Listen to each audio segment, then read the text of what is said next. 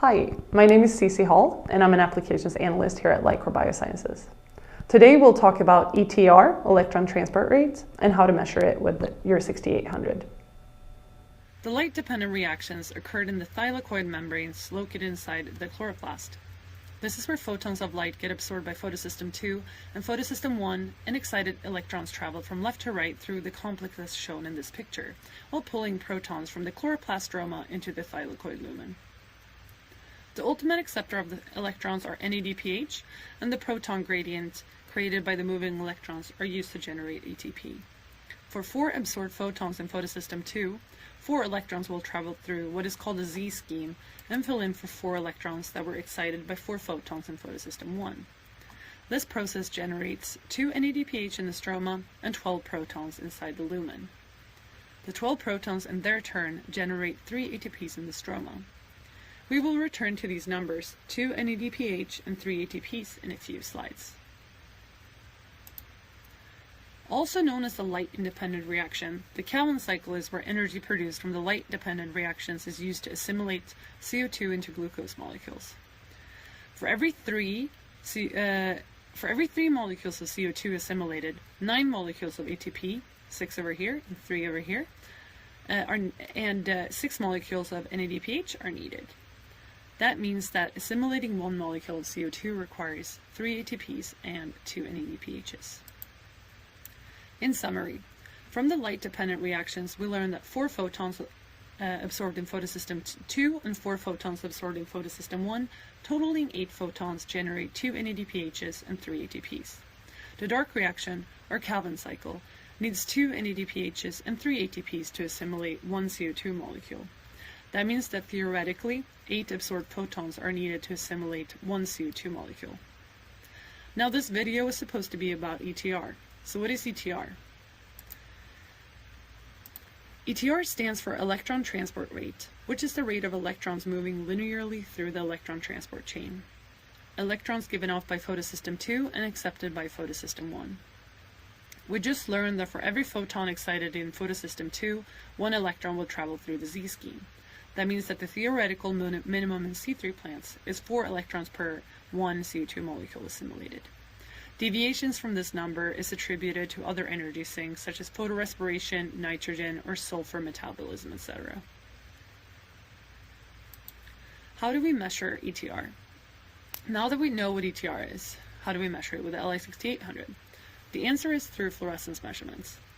The equation for ETR is stated here, and it is equal to the quantum efficiency of the leaf, which means out of the incoming photons, what fraction are used for photochemistry.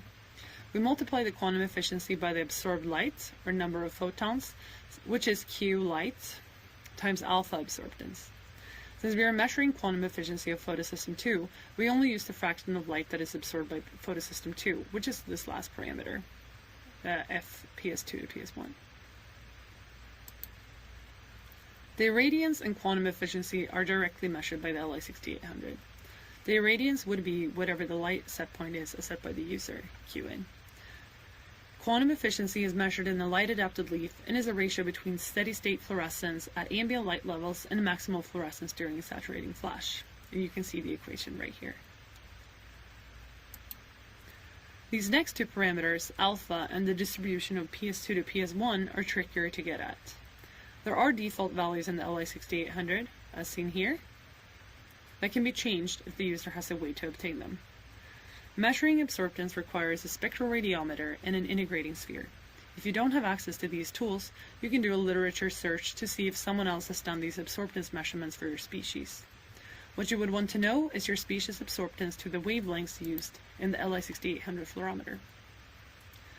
The distribution of PS2 to PS1 is difficult to measure in situ. Typically, it is assumed to be 0.5, 50% photosystem 2 molecules and 50% photosystem 1 molecules. If you're interested in learning more about this parameter, a citation is provided below, which refers to the variable as the excitation distribution factor to PS2. Next, what we will do is an experiment to show how ETR is measured with the 6800. For this experiment to look at ETR, we're going to be running a CO2 response curve. First, we want to make sure that our leaf is fully acclimated to high light intensity. So we've already clamped onto that leaf and let it sit here at 2,000 micromoles per meter squared per second for some time. And we can see here, if we go to measurements, we see here that our, whoops, it's a little zoomed in, but it's been very stable here at around 17 micromoles per meter squared per second for a while. So we'll start then by setting up things for ETR. First thing, leaf light here. So we don't have an integrating sphere here, so I don't really know what the light absorbance is for a particular plant, this corn plant I'm clamped onto. So we'll just stick with the defaults. On our fluorometry tab here, we are going to be looking at, for this constants, this PS2/1, so the ratio of PS2 to PS1.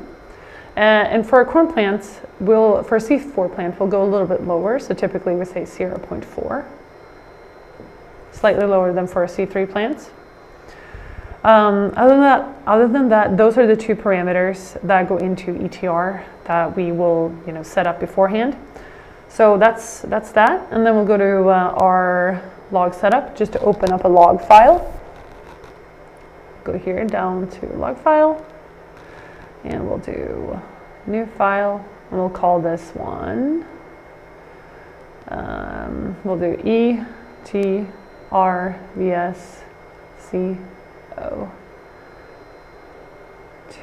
and then I remember that that's ETR versus CO2 response curve.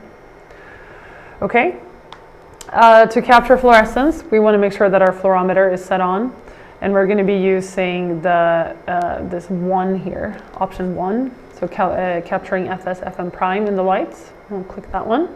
And I want to be using a multi-phase. I'm just going to use the default for a multi-phase.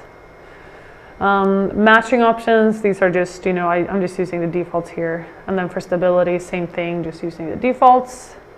And I briefly talked here about, I'm using the multi-phase flash right here. And these are some of the defaults. This one, red target, may be a little bit changed, but that's sort of something you have to figure out with your plants. There are more resources on how to optimize your target in the manual. And then the measuring beam, just make sure that it's turned on. When all that stuff is set up, we're going to go ahead and set up our CO2 response program. So I've already loaded the CO2 response, and this is just the default.